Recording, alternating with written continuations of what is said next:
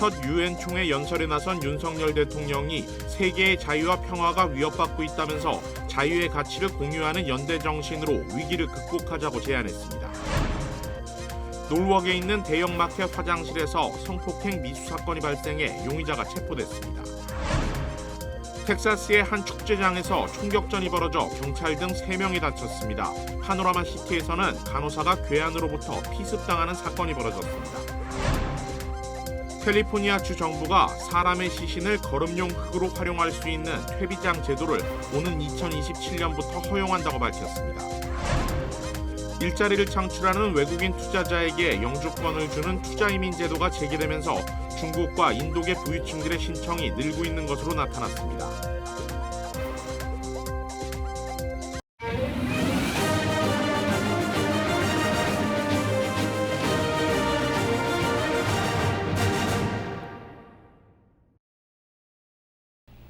시청자 여러분 안녕하십니까? KBS 아메리칸 뉴스입니다. 윤석열 대통령이 첫 유엔 총회 연설을 가졌습니다.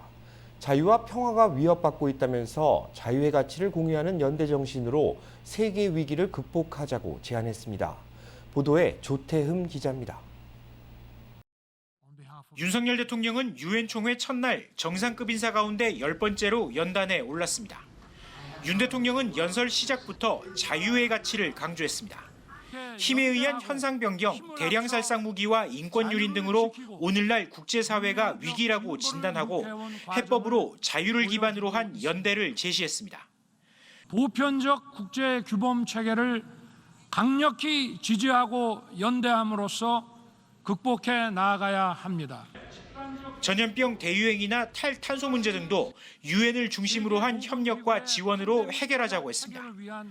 전통적 안보 문제나 새로운 경제 안보 문제 모두 자유를 존중하는 국가들의 연대로 해결할 수 있다는 겁니다. 자유를 지키고 확장하기 위해 함께 노력해야 한다는 확고한 연대의 정신으로 해결할 수 있습니다. 특정 국가를 거명하진 않았지만 보편적 규범에 등을 돌리면 위기와 혼란이 더 가중될 거라고도 했습니다. 동시에 국제위기 극복을 위한 한국의 기여를 강화하겠다고 밝혔습니다. 세계보건체계에 3억 달러 이상을 지원하기로 했고 녹색 공적개발 원조를 확대하며 개도국 디지털 기술에도 지원하겠다고 약속했습니다.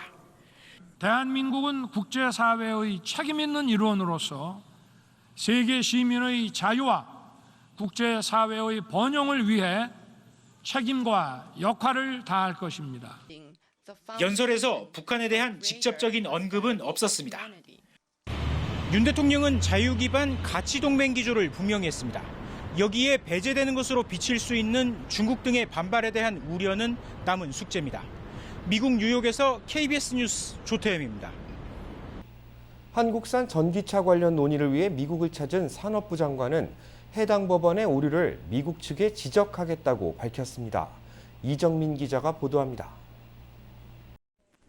한국산 전기차 보조금 문제 등을 미국과 협의하기 위해 방미한 이창양 산업부 장관은 진행 중인 실무 협의를 정무적 차원으로 끌어올리기 위한 논의를 하겠다고 밝혔습니다.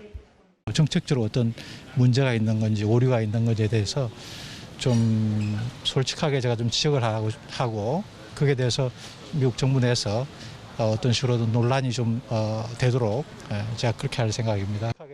러몬도 미국 상무장관과 장관급 논의가 이뤄지는 만큼 정치적 접근법도 필요한 시점이라고 덧붙였습니다.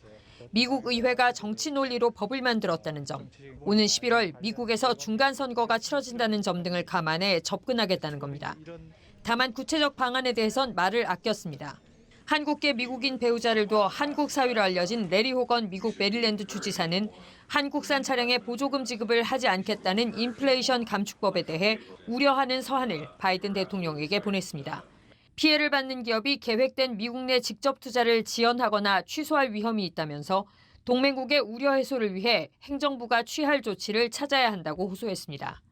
They're investing billions of dollars in the U.S. to build auto manufacturers, and we ought to be encouraging that more rather than discouraging it.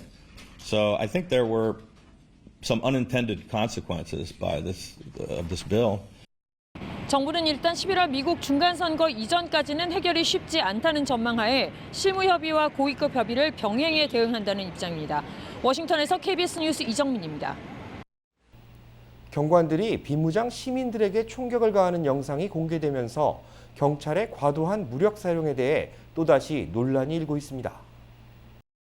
지난 7월 푸틸 지역에서 펼쳐진 깽단 체포작전의 영상입니다.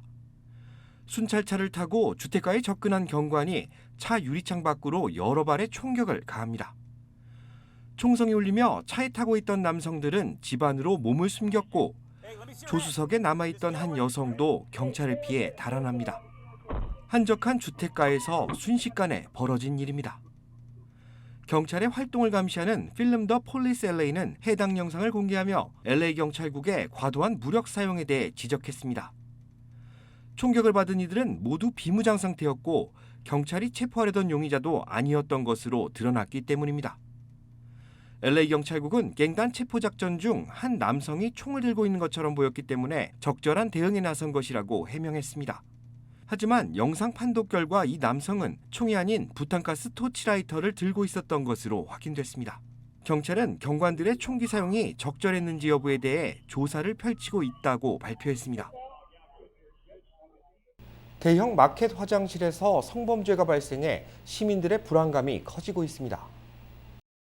LA 카운티 셰리프국은 노르워크 스테이트 오브 로스 마켓에서 성폭행 미수 사건이 발생했다고 밝혔습니다. 사건은 지난 18일 오후 2시쯤 마켓 화장실에서 벌어졌습니다.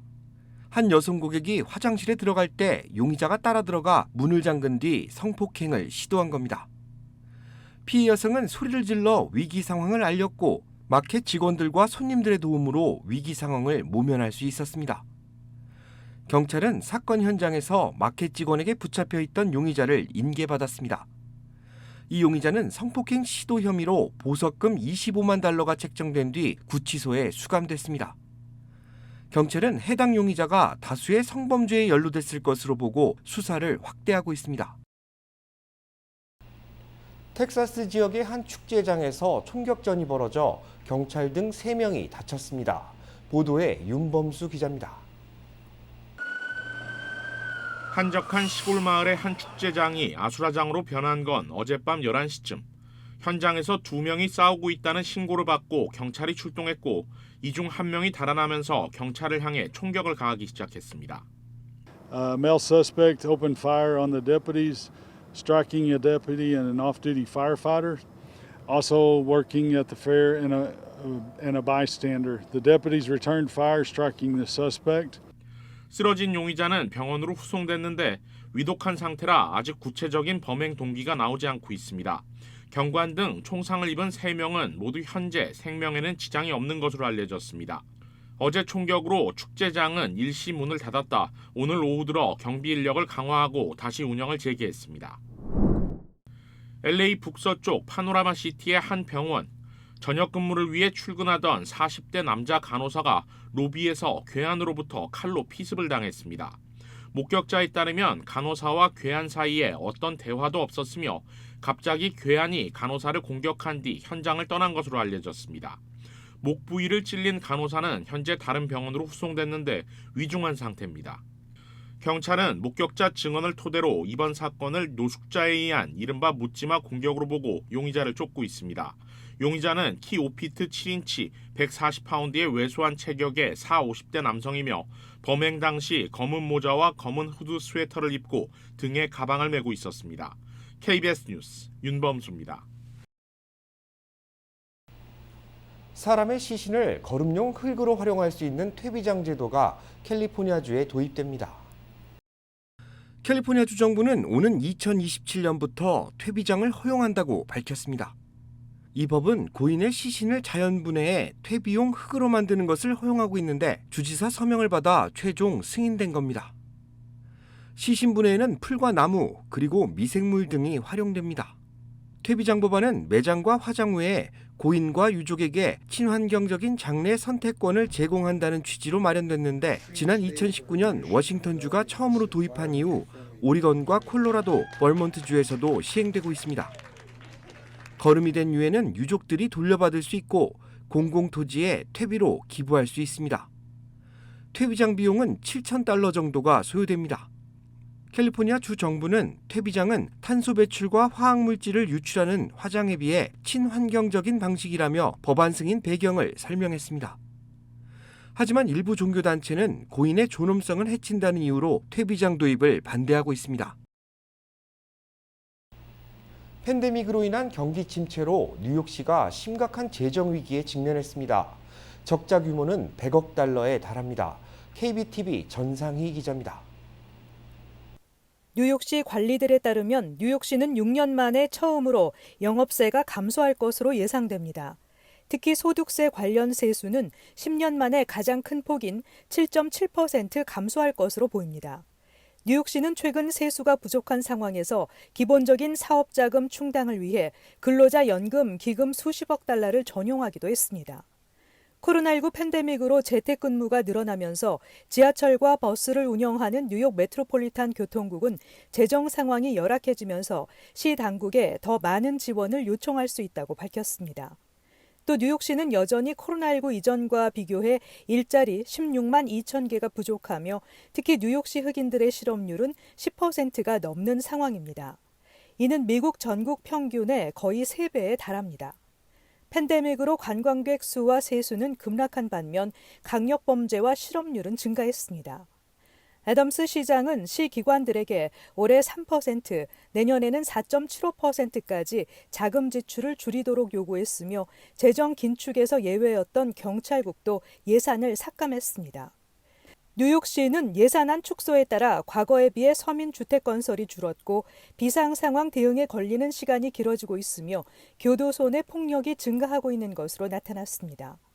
아담스 시장은 이는 끝이 아니라 시작에 불과하다며 공정한 임금을 지불하기 위해 노력하겠지만 시가 감당할 수 있는 거래는 하지 않을 것이라고 밝혔습니다. KBTV 뉴스 전상입니다. 일자리를 창출하는 외국인 투자자에게 영주권을 주는 투자이민 제도가 재개되면서 중국과 인도계 부유층들의 신청이 늘고 있는 것으로 나타났습니다.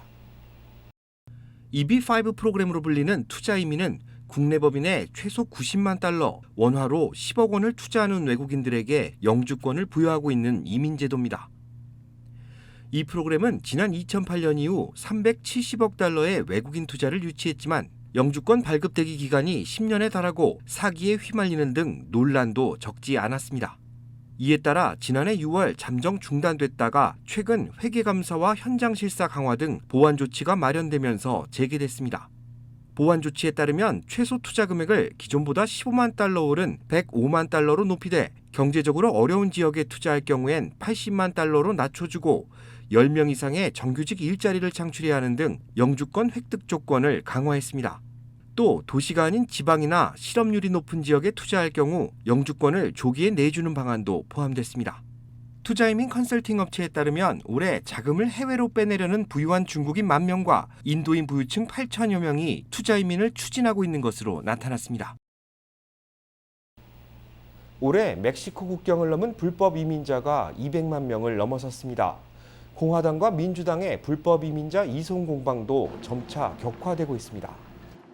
올해 멕시코 국경에서 체포된 불법 이민자가 처음으로 200만 명을 넘어섰습니다.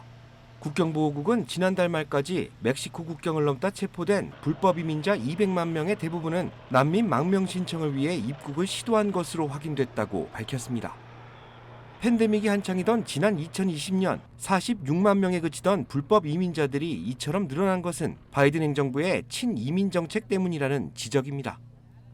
바이든 행정부가 불법 이민자들을 무조건 수용하려는 정책을 펼치고 있어 공화당에 큰 반발을 사고 있는 이유이기도 합니다.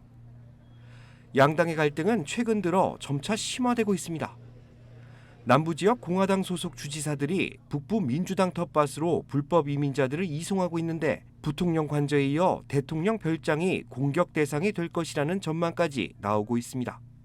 의회 전문 매체 더 힐은 공화당 주지사를 둔 텍사스와 애리조나 그리고 플로리다에서 민주당 지역으로 이송된 불법 이민자는 13,000여 명으로 추산되고 있다고 보도했습니다.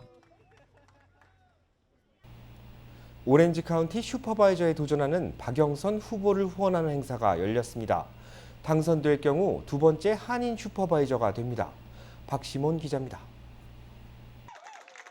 오렌지 카운티 슈퍼바이저직에 도전하는 박영선 후보를 돕는 기금 마련 행사가 열렸습니다. 이번 행사에는 현직 정치인들을 포함해 100여 명의 후원자들이 참석해 박 후보의 당선을 기원했습니다.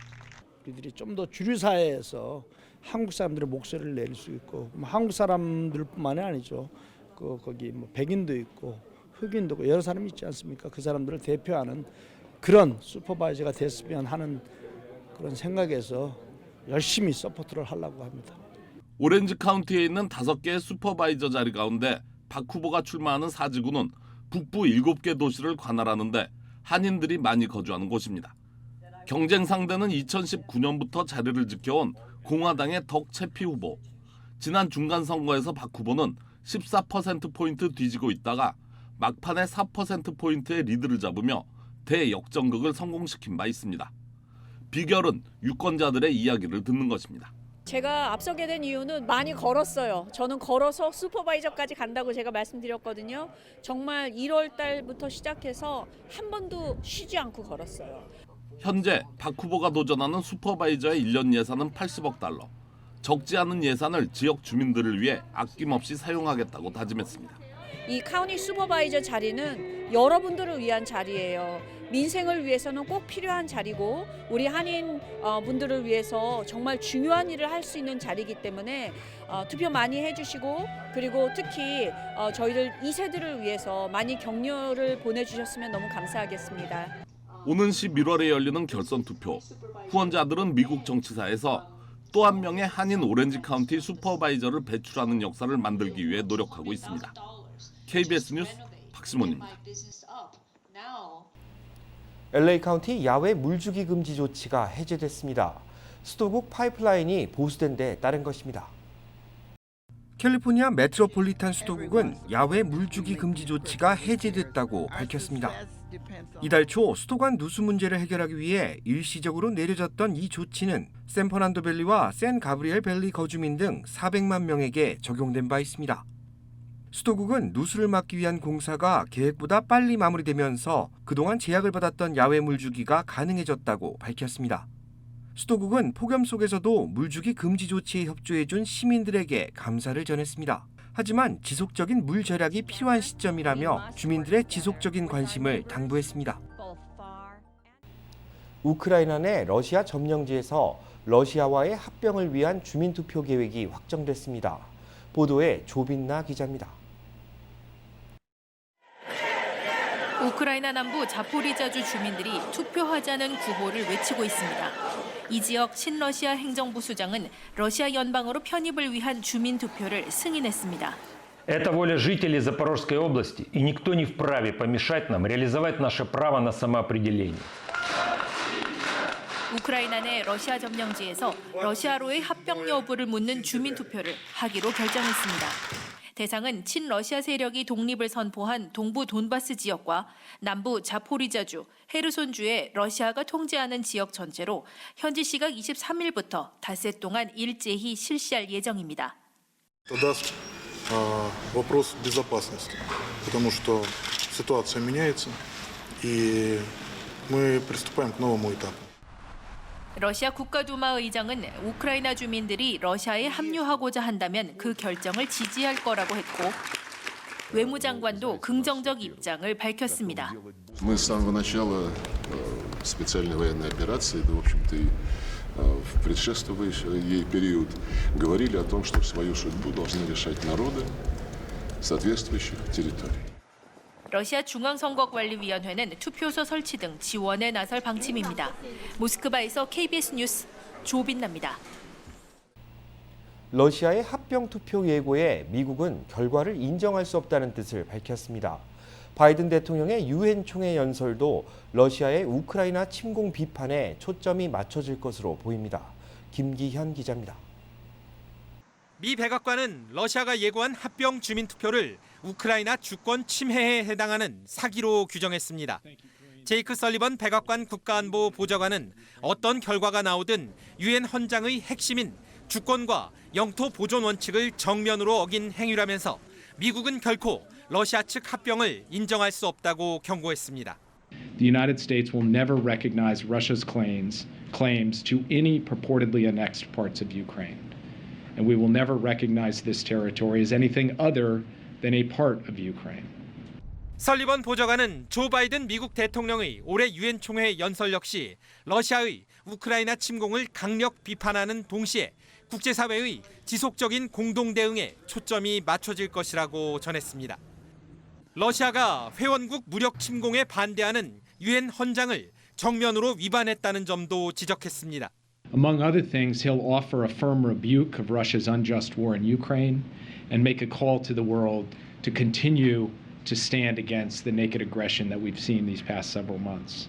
설리번 보좌관은 특히 바이든 대통령이 러시아가 상임 이사국으로 거부권을 갖고 있는 유엔 안전보장이사회 개혁 문제도 비중 있게 다룰 것이라고 강조했습니다. 일각의 주장처럼 상임이사국에서 퇴출시키는 방안까지는 아니더라도 러시아 측의 태세 전환을 지속적으로 압박하겠다는 겁니다. 워싱턴에서 KBS 뉴스 김기현입니다.